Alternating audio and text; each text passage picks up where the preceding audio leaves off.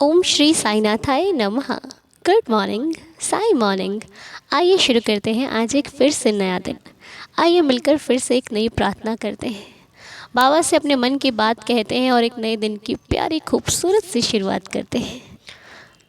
आशा करती हूँ कि आप सब लोग स्वस्थ होंगे, मस्त होंगे और इस वक्त इतने ज़्यादा व्यस्त होंगे कि शायद आपको कुछ सोचने विचारने का समय भी नहीं मिल रहा होगा।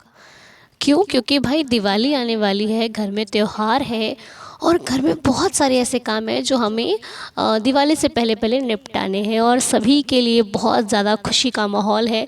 तो मैं बस इतना चाहती हूँ कि इस दिवाली हम सब अपने घरों की सफाई करेंगे, साफ़ सफाई में लगे रहेंगे। लेकिन इसी बीच एक बात और ध्यान देने वाली है कि घर साफ़ करना ज़रूरी है, लेकिन वो घर साफ़ करना बहुत ज़्यादा ज़रूरी है जहाँ पर हम अपने मालिक को बैठाते हैं।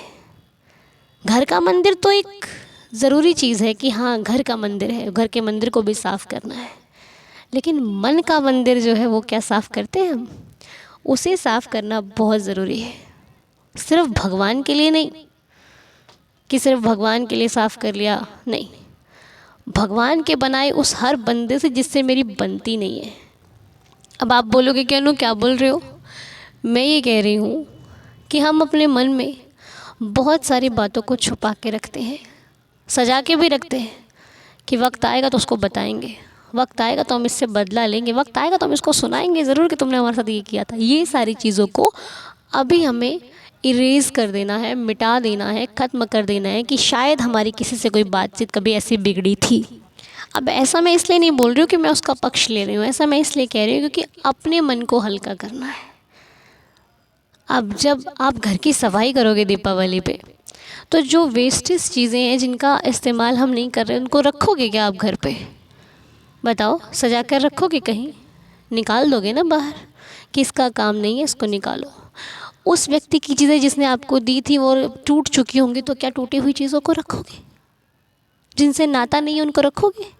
नहीं रखोगे, घर से बाहर कर दोगे कि साफ़ सफाई करनी है तो साफ़ सफाई में जो अच्छी चीज़ें हैं उन्हीं को स्थान देना है, बाकी सारी चीज़ों को हम हटा देंगे जो हमें प्रॉब्लम क्रिएट करती हैं, जिनसे हमें चोट लग सकती है, उनको हम निकाल देंगे। चाहे वो टूटा हुआ कप ही क्यों ना हो, निकालोगे ना कि ये कप कहीं हाथ में लग गया तो खून निकल सकता है, करेक्ट? तो जब कप और प्लेट्स पे इतना ध्यान दिया जाता है तो अंदर बैठी हुई जो चुभने वाली बातें हैं, क्या वो नहीं चुभ रही? क्या वो हमें तकलीफ़ नहीं दे रही?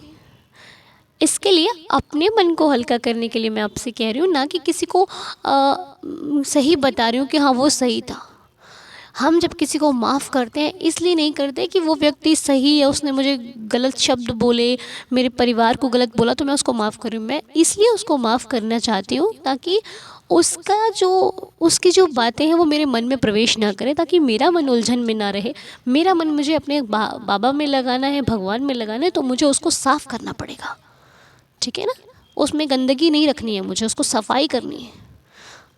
अगर मुझे दीपावली में दिए लगाने हैं तो साफ़ सफाई करके जब दिए लगेंगे ना तो वो अंधेरे को रोशनी में बदल देंगे, और उस रोशनी को ख़त्म करने के लिए, सॉरी, उस अंधेरे को ख़त्म करने के लिए मुझे वो दिया लगाना पड़ेगा। समझ रहे हैं ना आप मेरी बात को?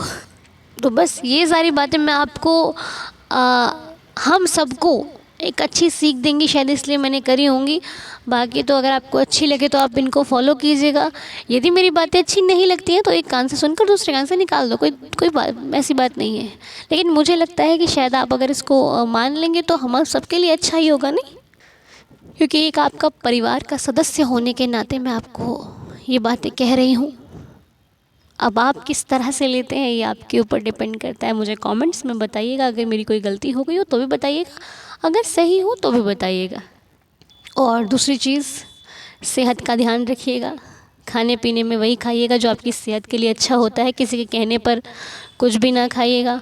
और खाते वक्त भी, बाहर खाते वक्त, कहीं जाते वक्त बहुत ध्यान दीजिएगा। ये मैं क्यों कह रही हूँ, शायद मेरे बड़े समझ सकते हैं क्योंकि हमें भी यही समझाया जाता है। खाने पीने का बहुत अत्यधिक ध्यान रखिएगा, अत्यधिक। और अपने परिवारजनों में, मित्रजनों में जो भी मीठा है वो शेयर कीजिए, चाहे बातों का मीठा है चाहे व्यंजन मीठा है, शेयर कीजिए, क्योंकि मीठा अच्छा ही होता है। मीठा शेयर करना बहुत ज़रूरी होता है। जो फासले हैं उनको मिटा करके मीठा मीठा रखिए, मीठा मीठा कहिए। और एक चीज़ और करना, अगर आप सक्षम हो तब, अगर आप कर सकते हो तब करना। और करना क्या है आपको, ये दीपावली का त्यौहार ये रोशन करने का त्यौहार है ना। दिलों को भी रोशन करने का, घर को भी रोशन करने का, संसार को रोशन करने का। पूरा इस वक्त हम छत पर चढ़ के देखते हैं तो चारों तरफ हमें लाइट्स ही लाइट्स दिखाई देती हैं, रोशनी ही रोशनी। तो ये रोशनी का त्यौहार है। अगर हमसे हो सकता है, वैसे बाबा ने हमें अगर इतना सक्षम बनाए, तो किसी को थोड़ी सी खुशियाँ बांट दीजिएगा। वो खुशियाँ कैसे बांटनी है, आप समझदार हैं, मुझे बताने की आवश्यकता नहीं है। जिस भी प्रकार आपसे बनता है, जैसे भी आपको किसी को खुशी देने का लगता है, कहीं जा रहे हो, क्योंकि इस वक्त हम लोग मार्केट जाएंगे तो बहुत सारी चीज़ें हमें ऐसे भी मिलेंगी जो हमारे पास है और किसी के पास नहीं है। तो यदि मेरे पास कुछ है, अगर मैं किसी को दे करके उसकी खुशी बढ़ा सकती हूँ तो मुझे करना चाहिए। ठीक है, आप मार्केट जाए तो ध्यान रखें, अगर हम कुछ खा रहे हैं तो अगल बगल कोई है क्या जो भूखा है? अगर कोई है तो प्रभु मैं उसकी मदद करना चाहती हूँ। मैं ज़्यादा कुछ नहीं, एक छोटी सी चीज़ ही उसको दे दूँ तो मेरे दिल को एक ठंडक सी मिलेगी कि हाँ, कुछ किया है साईं के बच्चे ने, है ना। अपने मन को सुकून मिलता है जब किसी को थोड़ी सी खुशियाँ बांटते हैं। तो बस यही इस दिवाली हमें सबको करना है। और भगवान की पूजा तो ये करते करते ही हो जाएगी। और जब न कर सको ना, तो एक दरवाज़ा खटखटा देना अपने मालिक का, उस साईं का, कि प्रभु ये मन मान ही नहीं रहा है देवा, भागता ही जा रहा है, भागता ही जा रहा है। आप ही संभालिए ना इस मन को, इसको संभालिए और इसको कहिए कि ये ज़्यादा इधर उधर भागे नहीं, इसे अपने आप में लगाइए मेरे मालिक। और जब उसने सुन ली ना, तो वो खींच लेगा आपको। बाबा कहते हैं ना, जैसे चिड़िया के पाँव में धागा बांध कर उसको खींच लेते हैं, वैसे आपके मन में भी धागा बांध कर वो आपको खींच लेंगे। और जब मन उनके काबू में हो गया तो फिर इस पर किसी का राज नहीं चलने वाला। ठीक है, मन के हारे हार है, मन के जीते जीत। तो जब ये मन उनके चरणों में लग गया, फिर इस मन को कोई अपनी तरफ नहीं लगा सकता। फिर ये जहाँ लगाएंगे वो वहीं लगेगा, इनकी मर्ज़ी जहाँ होगी वो वहीं भागेगा। ठीक है, तो चलिए, देखो मुझे तो आप सब लोग हंसते मुस्कुराते अच्छे लगते हो, खिलखिलाते हुए। जब चेहरे पे स्माइल होती है तो चेहरा ग्लो करता है, अच्छा लगता है। और इस दिवाली तो ग्लो करना है ना, खुश रहना है ना, तो खुश रहिए प्लीज़।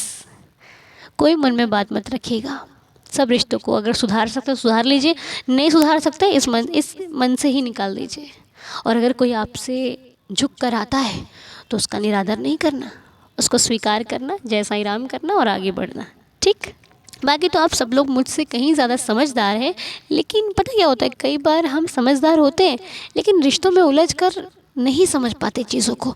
उस वक्त चाहे कोई छोटा हो या बड़ा, जब वो हमें समझाता है तो शायद हमारी बात वो हमारे गूंजती है दिमाग में कि हाँ यार, ऐसे भी तो हो सकता है, ऐसे भी तो हो सकता है।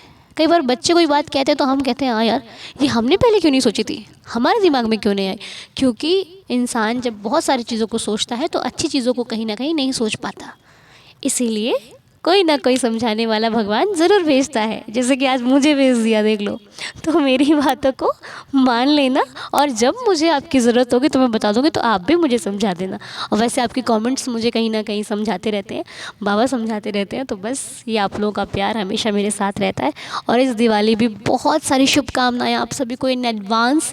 दीपावली आप सबकी बहुत बहुत सारी खुशियों से बीते।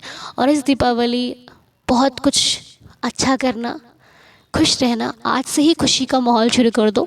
ठीक है, क्योंकि ये त्यौहार बहुत बड़ा त्यौहार है हम सभी के लिए और हम सभी बहुत धूमधाम से मनाते हैं। तो चलिए, अब खुशी के साथ ही आज की लीला को भी सुन लेते हैं। आइए मिलकर बाबा की लीला को सुनते हैं। हेलो अन्नू दीदी, ओम साईं राम, जय जय साईं राम।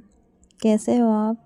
आपका स्वास्थ्य अब कुछ ठीक लग रहा है। आज की प्रार्थना में आज की आपकी आवाज़ थोड़ी ठीक थी।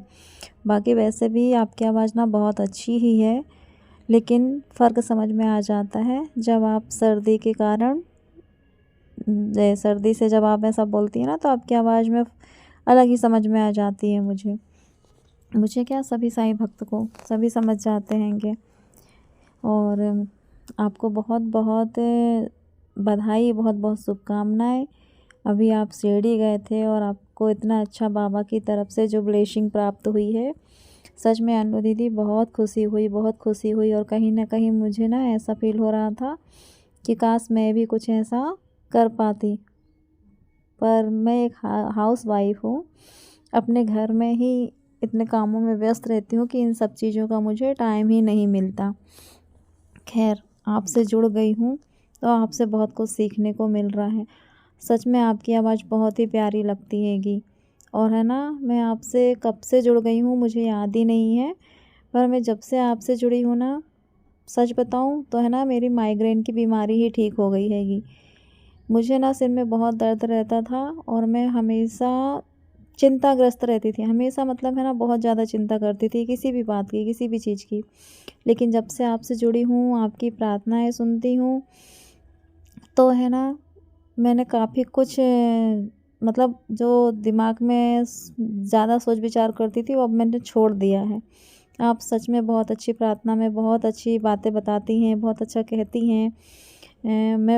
मुझे बहुत सुकून मिलता है। मैं बहुत मतलब है ना, एक भी दिन की प्रार्थना नहीं छोड़ती हूँ। और अभी दिवाली है, कुछ कामों में व्यस्त हो जाती हूँ, तो कभी-कभी आपकी प्रार्थना नहीं सुन पाती हूँ ना, तो फिर मैं इकट्ठा 2 दिन की, 1 दिन की, मतलब जब भी टाइम मिलता है फिर मैं आपकी प्रार्थना को सुनती हूँ।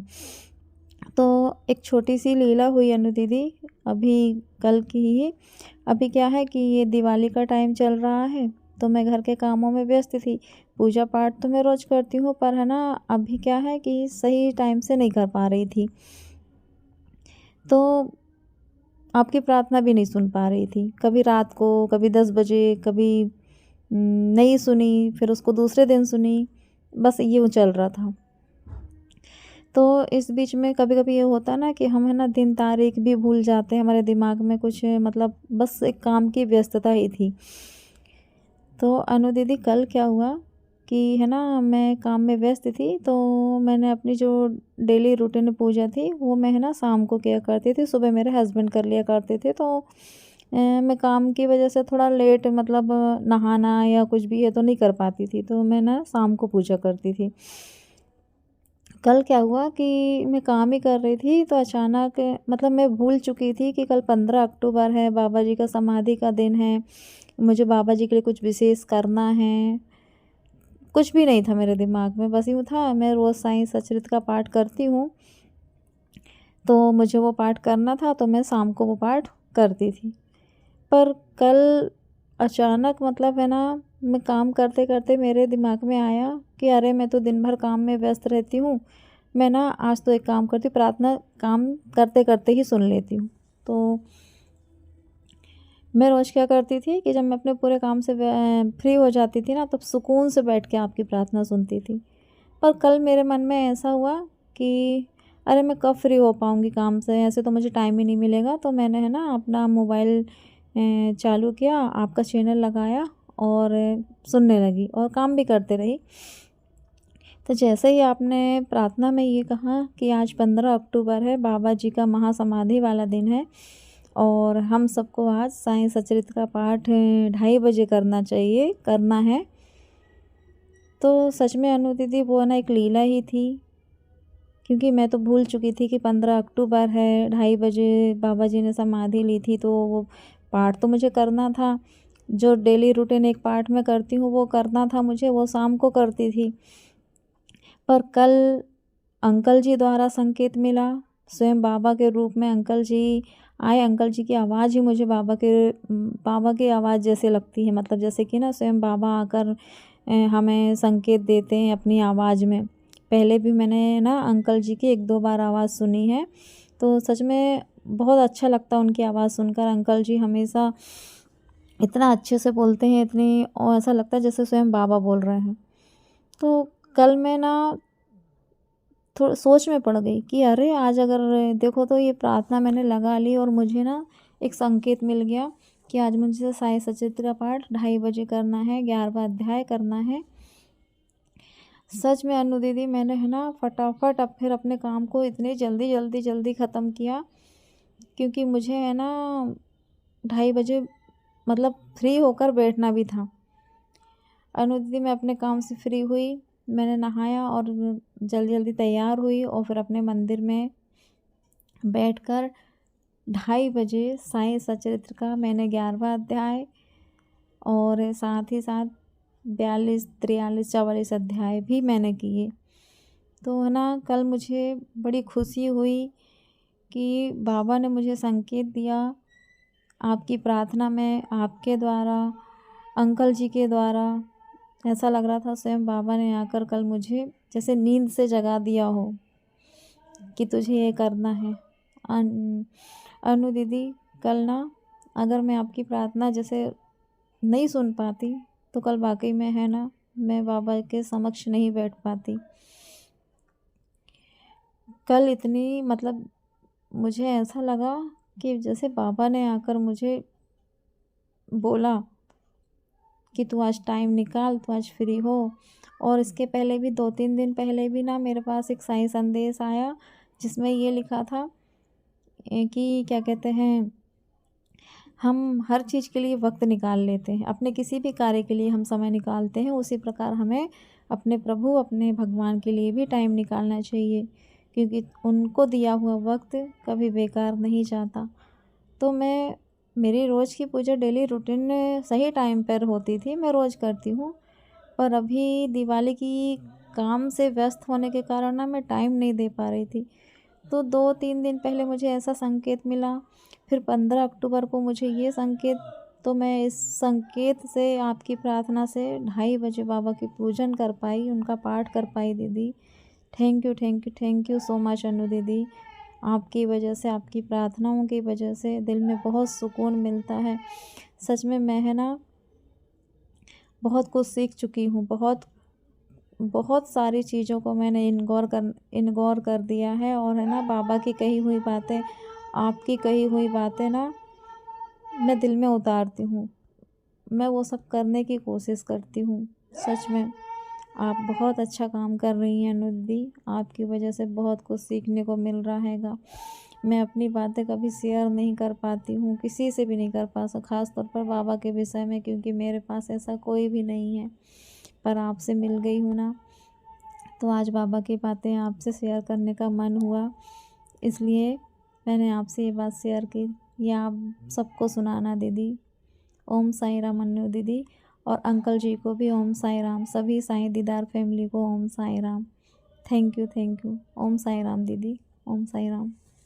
तो रश्मि जी की ये भेजी हुई लीला, जो कि उनके कथन है, उनका कहना है कि बाबा बाबा कभी कुछ भूलने नहीं देते, हम भूल भी जाते हैं तब भी वो हमें याद दिला देते हैं। और ये आज से ही नहीं, ये बाबा के समय, जब बाबा शरीर रूप में थे, जब बाबा, तब भी यही होता था, जो भक्त कुछ कहकर भूल जाता था ना, बाबा उसको याद दिलाते थे कि ऐसा ऐसा ऐसा। तो आज भी है, बस बाबा का शरीर नहीं है, बाबा आज भी यहाँ है, मेरे साथ, आपके साथ, हम सबके साथ। अभी भी वो हमारी प्रार्थना जो हम कर रहे हैं ना, वो सुन रहे हैं, वो सब देख रहे हैं, सब कुछ जानते हैं। तो इस लीला का एक सबसे बड़ी चीज़ समझ में आती है कि आप कुछ भूल जाओ और बाबा की बात हो तो वो कहीं ना कहीं से संकेत देते हैं। अब समझना ना समझना ये भक्त के ऊपर होता है। या तो कोई व्यक्ति आकर आपको बता देगा, कोई फ़ोटो आपके सामने आ जाएगी, कोई वीडियो चलती चलती आपके सामने आ जाएगा, आप स्क्रॉल कर रहे हो वो आ गई। तो ऐसा होता है, बस श्रद्धा सच्ची होती है तो भगवान उसको एहसास करा देते हैं। जब हम भगवान भगवान करते हैं ना, तो भगवान भी भक्त भक्त करते हैं, क्योंकि उनका ध्यान भी भक्त पे रहता है। क्योंकि आप जब किसी के पीछे पड़े रहोगे तो वो व्यक्ति भले आपसे गुस्सा ही हो, लेकिन वो देखेगा क्या कर रहा है ये, कहाँ जा रहा है ये। हम किसी के पीछे पड़ते हैं ना, तो वो भले मैं लाइक ना करे, लेकिन वो ध्यान रखता है कहीं फिर तो नहीं आ रहा मेरे पास। तो ऐसा होता है। और फिर वो तो भगवान है, वो तो हमसे प्यार ही बहुत करते हैं, हमारी चिंता बहुत करते हैं, तो वो तो ध्यान रखेंगे ही ना हमारा। जब एक ना चाहता हुआ व्यक्ति हमारे बारे में सोच लेता है, तो वो तो मेरा मालिक है, मेरे घर का करता धरता है, वो भला मेरी फ़िक्र नहीं करेगा? ऐसा नहीं हो सकता। तो रश्मि जी बहुत बहुत शुक्रिया आपका, हमें इतनी दुआएं देने के लिए, इतना आशीर्वाद देने के लिए। मैं बाबा से यही प्रार्थना करती हूँ कि आपको भी हमेशा जीवन में खुश रखे, क्योंकि जीवन में सबसे ज़्यादा मायने रखती है खुशी। खुशी होती तो हम किसी कोने में भी रह के खुश हो जाते हैं, और खुशी नहीं होती तो महल भी अच्छे नहीं लगते, बड़े से बड़ा घर भी अच्छा नहीं लगता जहाँ खुशी नहीं होती। जहाँ खुशी होती है, छोटा सा कोना मिल जाता है ना, वहाँ पे हम खुश होकर बैठ जाते हैं कि हाँ चल ठीक है, सुकून तो है। तो बस मैं तो यही चाहती हूँ मेरे इस परिवार के हर सदस्य के जीवन में आए दिन खुशी सुकून का अनुभव होता रहे, उन सभी को, सभी लोग अपने रिश्तों में एकदम खुश रहें, बस चेहरे पे स्माइल बनी रहे। बाकी बाबा सब जानते हैं आपको क्या देना है क्या नहीं देना। इस दिवाली अपने साईं से गिफ्ट ज़रूर मांगना, हाँ ज़रूर मांगना। और गिफ्ट में क्या मांगना है ये आपको पता है कि बता दूँ? नहीं नहीं, खुद से मांगना, आपका भाव है, मैं नहीं बताऊँगी। गिफ्ट ऐसा मांगना जो जीवन भर चले, जो चीज़ की वैलिडिटी हो ना उसको मत मांगना। जिस चीज़ की एक डेट होगी यहाँ पर ये चीज़ चली जाएगी, उसको वो हमेशा रहे वो मांगना। मैंने आपको हिंट भी दे दिया है, अब आगे आप समझदार हो, ठीक है जी। वो जो हमेशा मेरे पास रहे वो मैं मांगना चाहती हूँ, और आप भी वही मांगना, ठीक है। तो चलिए 11 वचन पढ़ते हैं और दिन को शुरू करते हैं। ओम साई राम। जो शिरडी में आएगा आपद दूर भगाएगा, चढ़े समाधि की सीढ़ी पर, पैर तले दुख की पीढ़ी पर, त्याग शरीर चला जाऊंगा, भक्त हेतु दौड़ा आऊंगा, मन में रखना दृढ़ विश्वास, करे समाधि पूरी आस, मुझे सदा जीवित ही जानो, अनुभव करो सत्य पहचानो, मेरी शरण आ खाली जाए, हो तो कोई मुझे बताए, जैसा भाव रहा जिस जन का, वैसा रूप हुआ मेरे मन का, भार तुम्हारा मुझ पर होगा, वचन न मेरा झूठा होगा, आ सहायता लो भरपूर, जो मांगा वो नहीं है दूर, मुझ में लीन वचन मन काया, उसका ऋण ना कभी चुकाया, धन्य धन्य वह भक्त अनन्य, मेरी शरण तज जिसे न अन्य, अनंत कोटि ब्रह्मांड नायक, राजाधिराज योगिराज परब्रह्म, श्री सच्चिदानंद सद्गुरु साईनाथ महाराज की जय। बाबा के श्री चरणों में कोटि कोटि प्रणाम करते हुए आज की प्रार्थना को यहीं पर संपूर्ण करते हैं। मिलेंगे आपसे बहुत जल्द, कीजिए तैयारी दिवाली की। जय जय साईं राम।